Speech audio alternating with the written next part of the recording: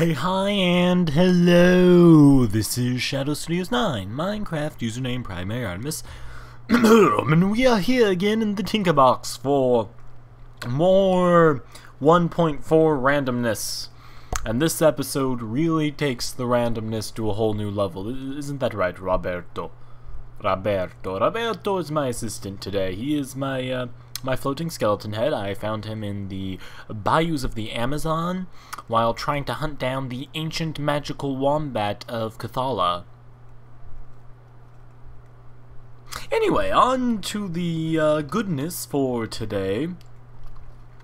Today I'm looking at wacky doors for 1.4, and that's quite literally doors that are just absolutely outrageous. I have no idea what I honestly have no idea how I even discovered this. I was just being stupid. Literally, I was derping around and I was like, this is the greatest discovery known to man. After Waffles. Waffles was probably the best of them. But enough talking, let's get to this.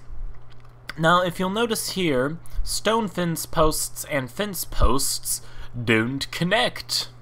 So you can actually walk in between them. They leave enough space between them to just go doop, doop. And the really nice thing about this is mobs don't know they can do that. So if you're standing in here like this, to the mob, you're in an unreachable box. They don't think they can get through that door to you. Now, an alternate on this 3-wide one is this 2-wide one where it alternates between fence... where it alternates between fence, stone, and fence, so it goes fence, stone, fence, stone, fence, stone. And you can just walk right in between those pretty easily. And then I took this to an even extremer level and used a skeleton head. And the skeleton heads are actually probably not the best because sometimes you run into them, you don't quite pass through the door, it's a little harder. And if you guys are wondering to get a skeleton head to float, or any head to float for that matter, place a block, place the head and destroy it, and then of course if you felt like it you could always place some sort of fence post underneath it. So you know, if you just feel awkward having the head floating there, put a post under it. It will be just dandy. Okay, moving on to this last one. It's a flower pot. That's right. You can use a flower pot as a door. Kinda funny, kinda silly. I absolutely love it.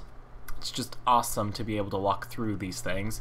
And because of that space and that space, it gives you just enough space on the outside of the potted plant, just enough space on the outside of the fence that you're able to walk through it. The fence-on-fence doors are probably the best and easiest to walk through. This design right here is actually my favorite because if you extend the fence out one extra block, you have a guide so you can just walk right into it and be able to slide in and out fairly easily without much effort. The creepiest but worst door is probably this one, just because it's so dang hard to be able to hit the collision box correctly to go through. Although I could see where you could do like a an ancient burial ground thing with this, where like there's 3 different doors, each with different heads, and you sneak past the head and, you know, go in. Now I am absolutely not suggesting you use these on the front of your houses. Although cobblestone and wood is so cheap, it actually one of these might actually be good. Don't bother with how tall it is. I don't know why I made it that tall. But these cobblestone and wood ones might actually be a viable alternative in the very beginning if you don't want to mess with iron doors. But I think the coolest use of this is in a secret base. So let's say you just have a secret room like this. You know, the average person would well, let's amp this up a little bit. Get some paintings in here, and we'll just we'll go here. You're a fine art man. This is your fine art collection. Voila. It's beautiful. And apparently there's... oh, right. There we go. You're a fine art man. It's beautiful. But, whoops. You can slide through the paintings. Now, you might be thinking, well, I could do this before with 4x4s, but the neat thing about this is because all of these are only 1 wide, it doesn't look as if there'll be a block back there for you to glitch by, but because there's that opening halfway between the blocks, wadoop, wadoop. Sneaky, sneaky, sneaky. I like it a lot. I think it's pretty neat. Maybe you guys don't, but hey, this is just me being crazy and providing you with crazy information as I find it.